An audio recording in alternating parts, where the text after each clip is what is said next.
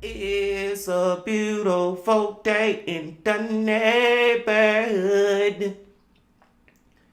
Reaction video 263.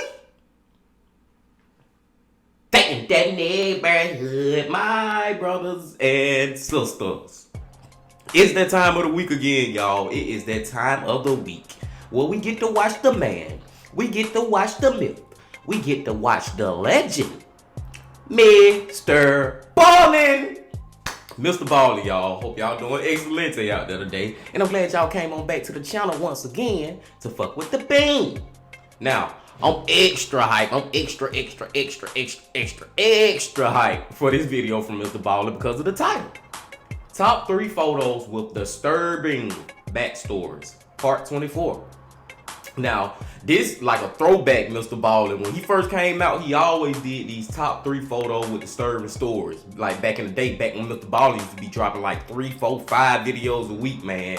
So it's like we taking a trip down memory lane or something. You know what I'm saying? This is nostalgic for MrBallen channel when he do videos like this. And ain't no telling what the hell kind of photos we finna see, but I'm pretty sure it's finna be crazy. But before we see how crazy it is, my brothers and sisters, y'all know what y'all got to do, because this 30 minutes long. This is going to be a good watch here. Get whatever you might need. Get what you need, MrBallen Sundays, once again. Y'all got what y'all need? Y'all ready to go? Then let's fucking go. Today, I'm going to share 3 progressively more unbelievable stories, and at the end of each of them, I'm going to show you the photo that is famously associated with that story. But before we get into those stories, if you're a fan of the strange, dark, and mysterious delivered in story format, then you come to the right place, because that's all we do, and we upload once a week. So, if that's of interest to you, please offer to refill the like button's Keurig coffee machine water tank, but instead of using water, use vinegar. Also, please subscribe to our channel and turn on all notifications so you don't miss any of our weekly uploads. Okay, let's get into today's stories.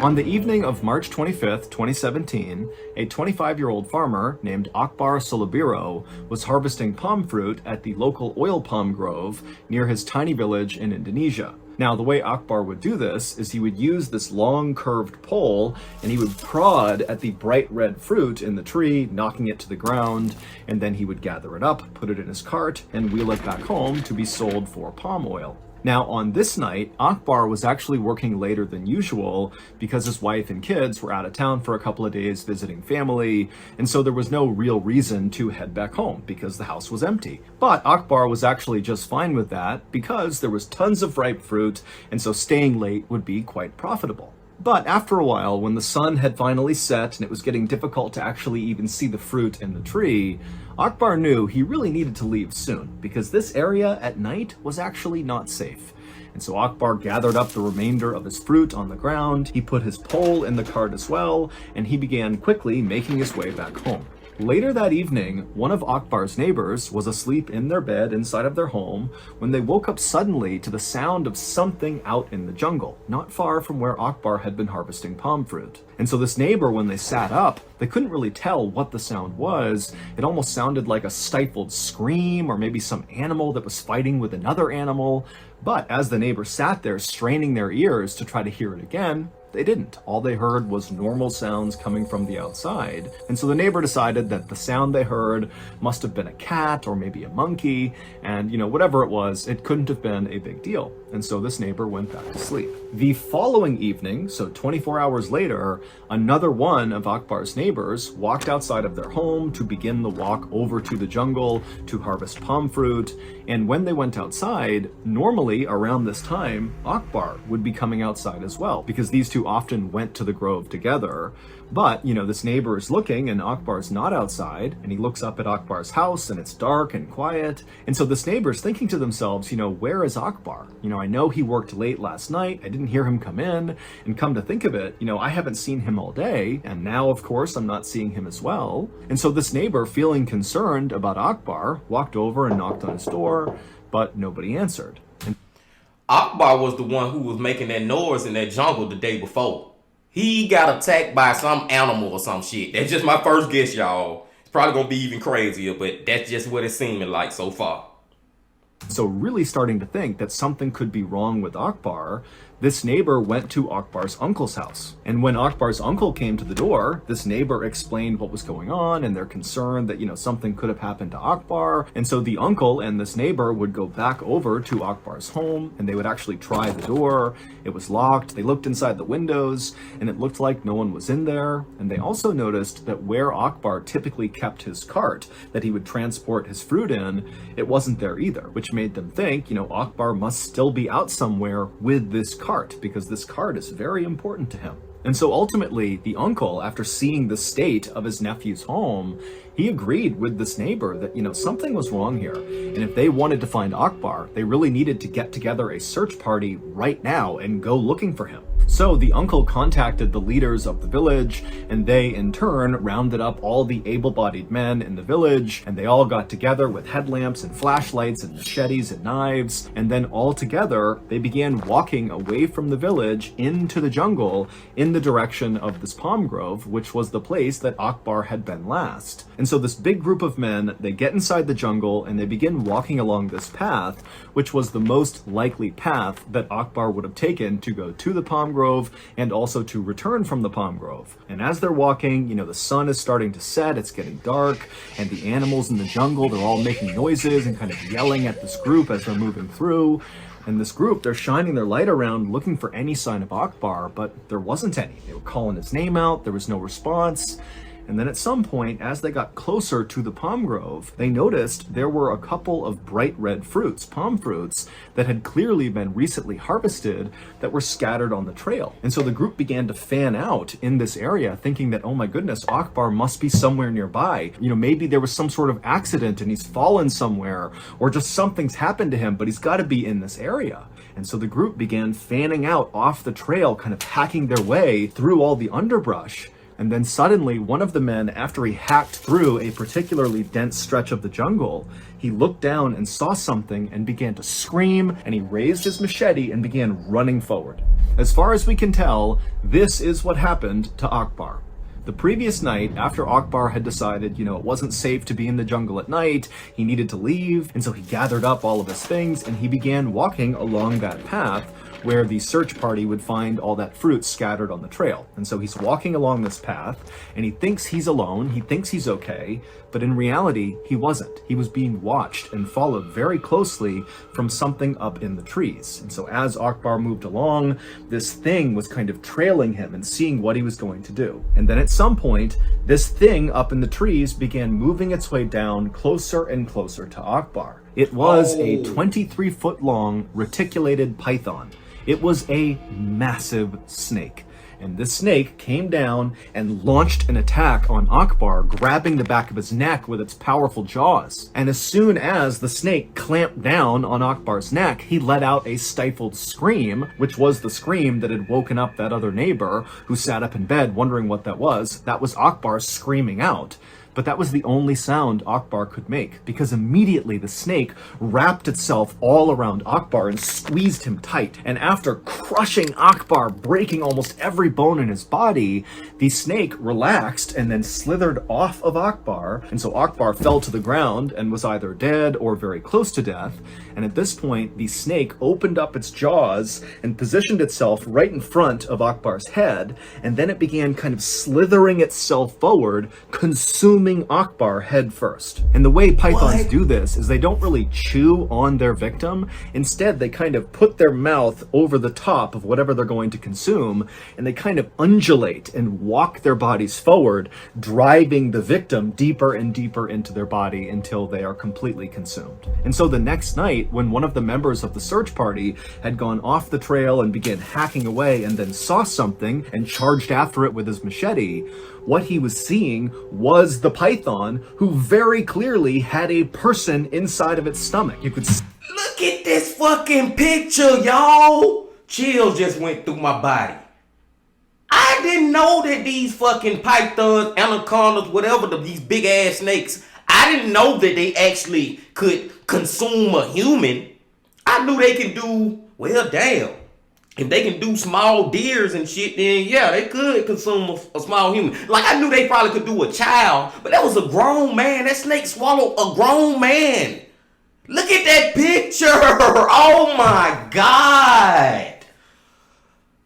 Woo-wee. Let's go. See the outline of the person. And so this search party member ran forward and hacked the snake, opened it up, and there was Akbar, fully dressed and deceased. Dude, are y'all fucking kidding me? This is unfucking real to me. This some movie shit. Oh my God. MrBallen. Inside of the snake. Woo. Number 2. On the night of February 19th, 2022, a 41-year-old woman named Paula Ruiz was working the reception desk at a 4-star hotel in southern Mexico. It had been a long Saturday night with lots of tourists checking in and lots of confused tourists asking for directions or clarifications about things in the area. But it was finally nearing 11 p.m., which was the end of Paula's shift, and also things had calmed down near the reception desk. There wasn't much going on. And so Paula took a moment and grabbed her phone and checked it. And she saw there was a text message from her 19-year-old son saying he would be picking her up after work on his motorbike. And then just a couple of minutes later, Miguel, her son, actually walked in the front door of the hotel. He waved to his mom and said, hey, I parked my motorbike just down the street. Whenever you're ready, we can leave. And so Paula, she was very happy to see her son. She walked over, she gave him a kiss and a hug, and then she began gathering her things. Paula loved the fact that her son was totally comfortable driving around town with his mom on the back of his motorcycle. Other teenagers might think that was awkward, but not Miguel. But Paula knew her son absolutely loved his motorbike and basically was always looking for an excuse to ride it. And so very likely that was why he was so eager to give his mom a ride home. And so finally, after Paula had gathered up her things and said goodbye to her coworkers, she and her son walked out the front doors of the hotel, and they began walking down the road and around the corner to where Miguel always parked his bike whenever he picked his mom up from work. However, when they turned the corner and looked at the spot where Miguel said he had parked, his bike wasn't there. Now, at first, Paula asked Miguel, are you sure you parked it here? Maybe did you park it farther down the road? But Miguel said, no, this is where I always park. I definitely parked it right here. And so Miguel became convinced that someone must have stolen his bike. That was the only explanation that made sense. But Miguel still had the keys to his motorcycle, which meant whoever had stolen it had likely hotwired it. And since that takes quite a bit of time to pull off components of the bike and kind of fiddle around with the wires to make it start, Miguel was thinking that, okay, maybe they're still in the area trying to hotwire it. Let's go look for them and get the bike back. Now, the city in southern Mexico where Paula and Miguel lived was called San Cristobal de las Casas, and it was a totally beautiful place surrounded by all these hills, but it was also a very dangerous place, full of lots of street crime and violence and gangs that used the area as a hotspot for drug trafficking. And so this is not really a good place to be walking around at night, let alone trying to chase down some bike thief. But Paula and Miguel, they knew this. They lived there. They understood the risks. And Paula especially, she knew that Miguel was going to go looking for this bike because he loved that bike. And so Paula didn't hesitate and said, okay, Miguel, let's go looking. And she figured at a minimum, she could take a video or a picture of the thief if they found them with the bike, and then they could give that to police, and then maybe they could track the person down if Miguel and Paula couldn't get the bike back that night. And so Paula and Miguel began running down these side streets, looking all over the place for Miguel's bike. And you got a picture of some narrow alleyways with barely any lighting. I mean, this is a sketchy area. And so they're running around, and then finally they turn a corner and Miguel sees up ahead his distinctive yellow motorbike, and he sees some stranger is pushing it along. Clearly this person is pushing it away so they can hotwire it. Where y'all think MrBallen going with this one? Excuse me, man. Where y'all think MrBallen going with this one, y'all? Cause I'm thinking that Miguel and his mama about to get killed by some drug cartel motherfuckers or something, man. Like, cause MrBallen keeps stressing how dark this, you know what I'm saying? How this area is filled with crime and there's a lot of dark shit be going on in these streets. Like, these streets out here ain't safe. He keep pushing that narrative. I believe somebody finna get murdered or something. I don't know. Let's see. And so Miguel and Paula begin charging down the road, and Miguel actually gets in front of this guy and stops him, and Miguel starts screaming at the guy to give him his bike back.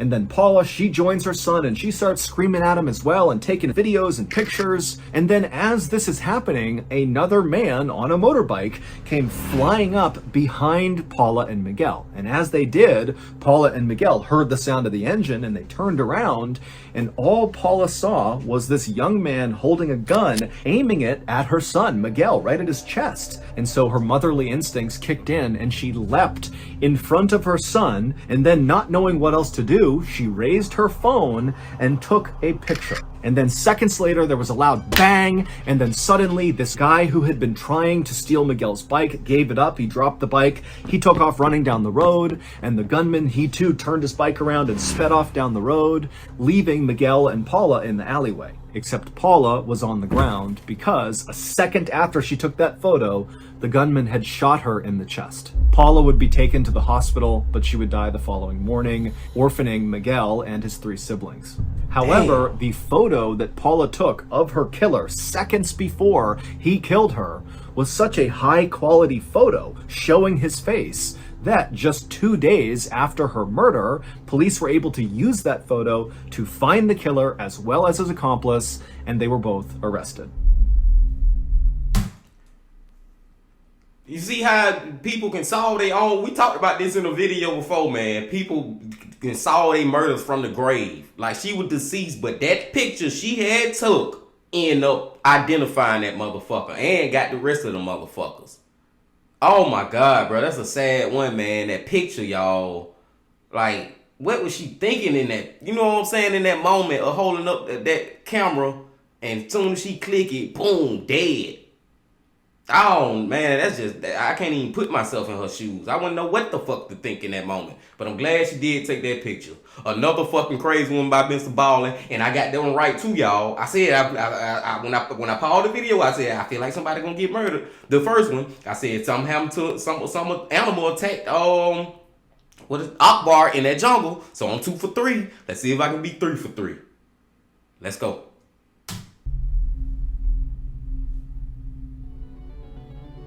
If you didn't catch my MrBallen hit commercials, but yeah, 2 for 3 so far, and both that one right there just sad, man. It's sad, but it's satisfying at the same time because of she deceased. That's sad as fuck. Wish she wasn't deceased. Wish she didn't get murdered, but she captured her killer at the same time. She brought them to justice at the same time. So it's bittersweet. That one was bittersweet, man. That first one just what the fuck to me. I did not know goddamn snakes out here swallowing grown ass adults like that.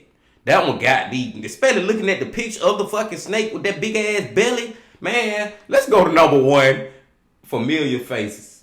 Familiar face. Let's go.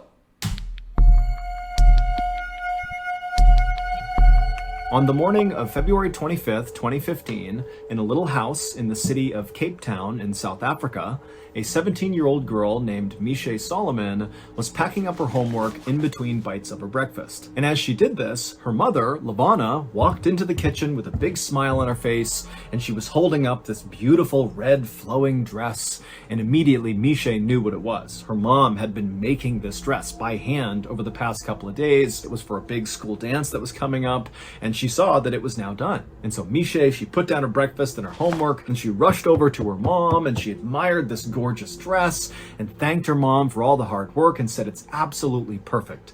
And then from somewhere behind Misha, her father, who was still sitting at the table, kind of grunted out, "Hey, isn't that dress a little bit revealing?"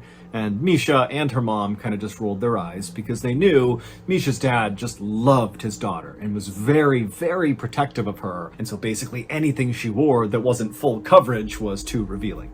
And so Misha, after rolling her eyes, walked over to her dad. She gave him a big hug and a kiss, and she said, "Dad, don't worry about it. It's just fine."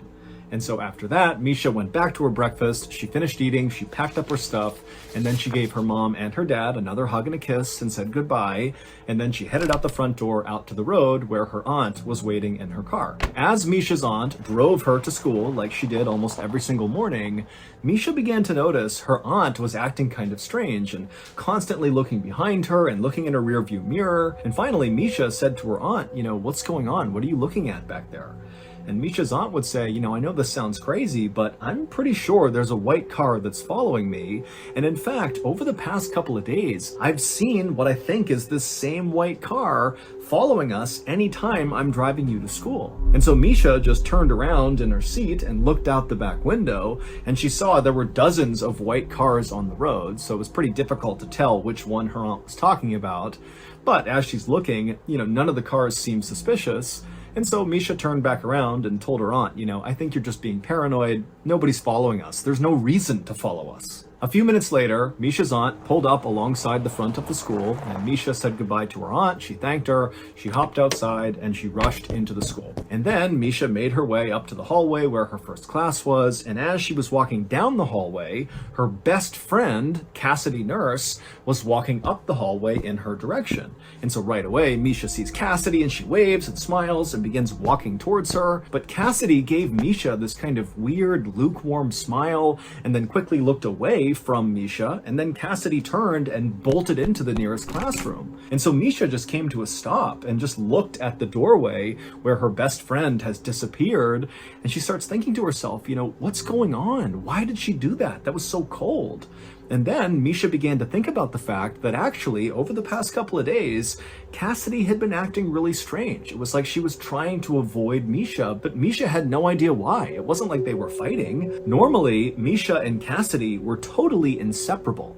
They had met earlier that school year, and even though they were actually kind of far apart in age, Cassidy was in 8th grade and Misha was in 12th grade, it was like it didn't matter. It was like right away when they met each other, they had this special bond where they just had to be around each other all the time. They shared everything with each other. And certainly anytime they saw each other in the hallway, they would stop to chat or even go into a nearby bathroom and do each other's hair and makeup and share any gossip they had recently heard. So for Cassidy to act like this was just totally uncharacteristic, and it really upset Misha.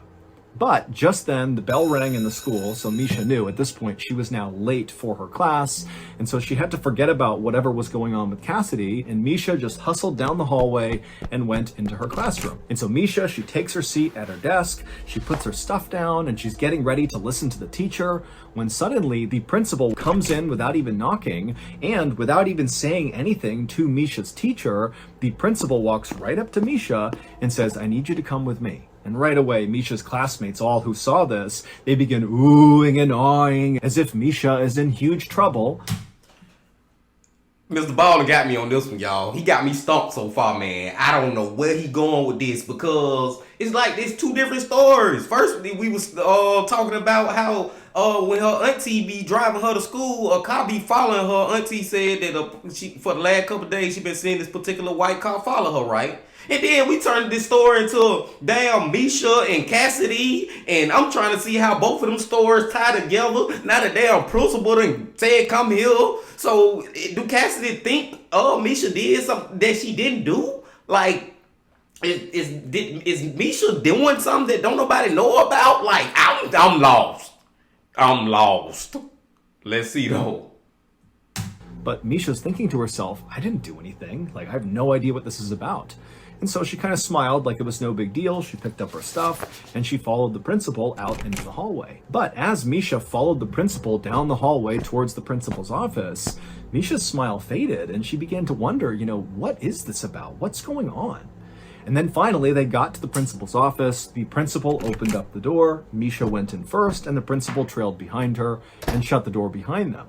When Misha looked into the principal's office, she saw there were already two people inside who she didn't recognize. It was two women who were very serious looking, who were sitting on the side of the room. And as soon as Misha walked in, the two women, without introducing themselves, just told Misha to come over and take a seat next to them. And them two women must be the women that was in that damn white car following Misha and her auntie. They got to be. Misha, instead of doing that, just paused and looked at the women and said, what's going on? And at this, the two women kind of looked at each other, and then one of the women piped up and said, Misha, we're here because the police sent us. And they sent us because of a photo that you and your very close friend Cassidy took. But before Misha could ask any questions like, what photo are you talking about? And really, what's going on here? These two women would explain the whole situation to Misha. And basically what they did is they told her this long, very convoluted story that involved Misha, it involved Cassidy, it involved this photo. And by the end of this story, this explainer story, Misha had taken a seat and put her hand over her mouth in utter disbelief. And then when the women were done explaining everything, Misha had a million questions, but it was like she was so overwhelmed with what she was just told that she just continued to sit there with her hand over her mouth, totally silent. And then finally, Misha did break the silence by saying, can I please just call my parents? And at this, the social workers said, no, you can't. And in fact, the police are already at your parents' house. They're talking to your parents right now. And so you can't talk to them and you can't even go home. In fact, you have to come with us for tonight. And then the two women got up and they made their way out of the principal's office and they said, come on, Misha, you have to come with us. And so Misha stood up and she's totally flabbergasted. She really is like, how is this real life? And the principal at this point walked over and gave Misha a hug. And it was like suddenly the floodgates opened and Misha just began sobbing hysterically. And as she did, the social workers just stood there waiting patiently. And then as soon as it seemed like Misha was done crying, they said, come on, you really need to come with us. And so Misha, she let go of the principal and she followed the two women out of the school out to one of their cars. And once they got in the car, the two women explained to Misha that they were going to take her to a safe house for the night. But before they went to the safe house, they would need to make a quick pit stop at a local medical clinic. And so Misha, who at this point is not even asking questions, just said, okay. And so the women, they drove to the medical clinic. They were inside for just a matter of minutes. When they came back out again, they drove the rest of the way to the safe house. Okay, here go my prediction. This what I think, y'all. The car that was following Misha, it wasn't them women. If they were following Misha and her auntie taking her to school, it wasn't them women. It was somebody out to kill Misha because Misha took a photo of something, of somebody. Her and Cassidy, some kind of way, took a photo of somebody that's a real dangerous motherfucker who is a killer, a murderer, a drug dealer, whatever. You know what I'm saying? Do that make sense, y'all? Now, I bet the photo gonna be crazy, and it sounded like Misha ain't even realize what she had done. You know what I'm saying? She ain't realize that she took a photo of this said person. But Cassidy knew. That's what I can come up with, y'all. Let's just see what the fuck really happened. I can't wait to hear the actual story. And when they got to the safe house, it just looked like a normal house on the outside, but on the inside, when the two women were leading Misha through and showing her where everything was, the kitchen, the bathroom, her bedroom, all Misha saw was all these other kids who were staying there who were orphaned and abandoned. And it started to give Misha a panic attack. And she asked the women again, can I please call my parents? And they said, no, you really can't. But one of the two social workers could tell that Misha, she's having a breakdown. This is the worst day of her life, very likely. And so one of the two women actually offered to Misha to come home with her and stay at her house instead of the safe house. And Misha agreed. And so that social worker and Misha, they would leave together, they would get into that woman's car, and they would drive to her house. And then the social worker told Misha that unfortunately now it was just a waiting game. They needed to wait for the police to get back in touch with them with more information. That night, as Misha lay in this woman's guest bedroom, looking up at the ceiling, wondering how the heck this had become her life, she began to think about the photo that her and Cassidy had took that had kind of started this whole horrible thing. And so Misha began to think about the day they took this picture, and all she remembered was that she and Cassidy were just kind of goofing around and smiling and making funny faces and just taking photos as they went. She certainly didn't think that one of those pictures they took would totally change her life. The following morning, when Misha woke up, the social worker brought her to their office, the social worker's office, and there they met with the other woman who had first met Misha in the principal's office, and the three of them just sat in the office, not talking much, eating chicken wings and other snacks, just literally waiting for police to call them. And finally, they would call, and when they did, one of the social workers answered the phone, and as she listened to what she was being told, she began to frown, and by the time she hung up, she was crying. The news from the police was the news Misha had been afraid of ever since sitting in the principal's office the day before and hearing this whole crazy story about her and Cassidy and this photo. The special pit stop that Misha and the social workers made at the medical clinic the day before on the way to the safe house was so that Misha could get a DNA test. And now the police were calling back with the results of the test. And what the results showed was Misha Solomon was not actually Misha Solomon. Her real name was Zephany Nurse. 17 years earlier, Zephany Nurse had been stolen out of her crib at the hospital in Cape Town, and despite a massive manhunt for her, she was never found. And so this was a huge, famous case in Cape Town, and most people assumed it would never be solved. But Misha's DNA had done just that. It proved that Misha's parents, who had loved her and raised her since she was a baby, were not actually her parents. Her mother, Lavana, was actually her kidnapper. And now, I swear to God, y'all. I swear to God, man. I ain't gonna swear to God. I hate saying I swear to God. But on my life, I put this shit on my life. I swear on my life. I was gonna say this shit at the beginning when we first started looking at this story. I was gonna say this. I thought about it. I said, she don't look like her mama. Like, her mama look completely, like, different than her. I wanted to say that. But I didn't say it. But I'm telling y'all, man, I was thinking this shit. This is crazy as fuck.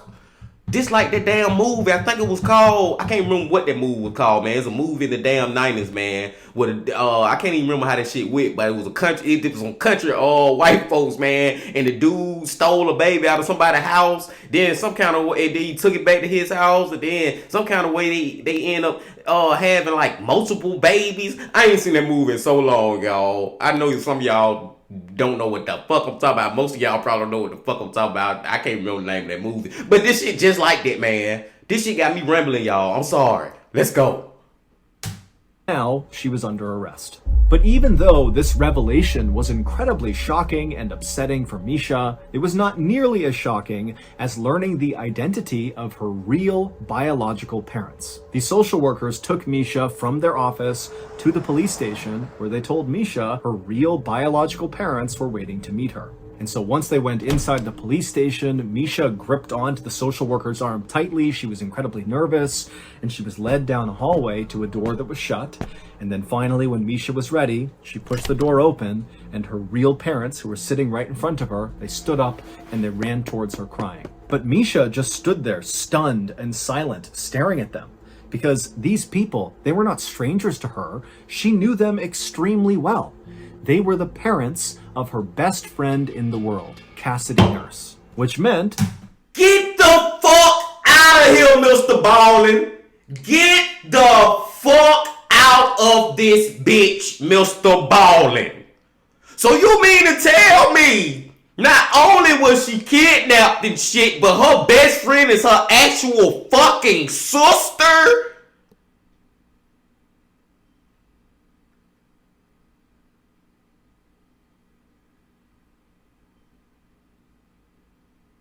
Let's go. Oh my fucking Jesus Christ. Misha, aka Zephany Nurse, was Cassidy's sister. Months earlier, when Misha and Cassidy first met each other, the reason they hit it off so quickly and the reason they had similar senses of humor and liked the same things and looked so dramatically similar is because they were literally sisters. They just didn't know it. And then one day they took a series of selfie photos of themselves, and Cassidy, she would go home and show one of those photos to her parents and say, hey, look, my best friend, Misha Solomon, look how similar we look. And when Cassidy's parents looked at Misha Solomon, they instinctively knew, that is our daughter. That is Zephany Nurse. And so they would bring this photo to the police, and the police would begin to investigate. And during this investigation, they began trailing Misha. So when Misha's aunt told Misha that she thought a white car was following her, she wasn't just being paranoid. Those were investigators following Misha around, trying to get a feel for her schedule, because they needed to approach her when she was alone in order to get a DNA sample. They were worried if they contacted Misha and tipped off what they were doing, she would tell her parents, who were actually her kidnappers, and then potentially they might take Misha and run away. And so they couldn't risk that. They had to basically follow her around and wait for an opening to get this DNA test done. And so this was also the reason why Cassidy was acting so strangely towards Misha in the few days before the truth was revealed. It's because Cassidy knew about this investigation, and the police told her, you can't tip Misha off. She will tell her parents, her kidnappers, and they might abscond with her. And so Cassidy basically felt awkward and kind of just hid from Misha for a couple of days. The woman that Misha had grown up with and called her mom for her whole life, LaVonna Solomon, was ultimately convicted of kidnapping and sentenced to 10 years in prison. There has never been any evidence to suggest that LaVonna's husband, so Misha's dad for her whole life, actually knew that the baby had been kidnapped, because 17 years earlier, LaVonna had been pregnant with their child. But it's believed she miscarried, and LaVonna did not share that with her husband. Instead, she told her husband that she had gone into labor while he was at work and delivered their child, and so that's how they had this baby, Zephany, when in reality, after LaVonna had miscarried, she had at some point dressed up like a nurse, gone into the hospital, and stolen Zephany. For her part, Zephany, aka Misha, stayed in touch with both sets of parents, the fake ones and her biological ones. And she would say that, she still loves the parents who kidnapped her because they raised her and they treated her well. And in fact, Zephany would actually wear that beautiful flowing red dress that LaVonna had stitched for her to her high school dance, well after the news came out about who LaVonna was. Misha also decided that she would just keep the name Misha because that was what she was used to, instead of going back to her baby name, Zephany.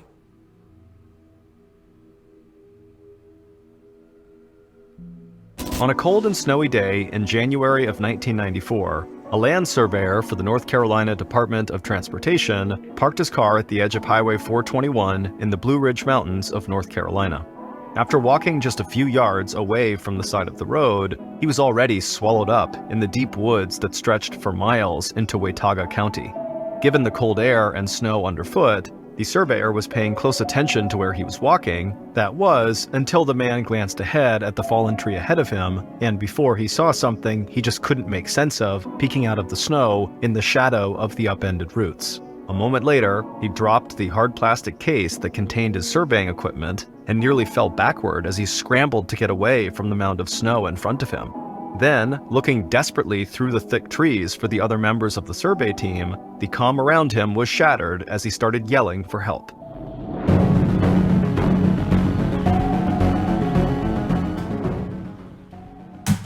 Let me just quit playing, man. That last fucking one, hey, that's MrBallen, a little snippet of MrBallen podcast we listened to then. And ain't no telling what the hell happened to that man. These damn stories be crazy, y'all. But as far as the 3 stories that was in this video, that last one, y'all, took the fucking cake. And I can admit, I was 2 or 3, man, because that last one, I was completely off. I'm thinking they took a picture of somebody, a damn drug dealer or killer or something. It went nothing like that, man.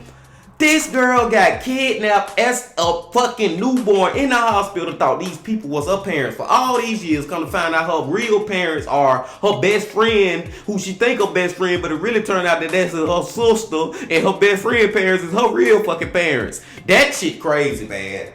And I can't even blame Misha for, number one, wanting to keep her name. I can't blame her for that, man. 17 years, that's all she knew was Misha. Not just one day she supposed to just switch back and be like, yeah, my name's Zephany. No, you wouldn't be able to do that. I understand that. And I understand that she's still in contact with her kidnapping parents, Lavonna and the husband. Because, like, you just can't switch that off.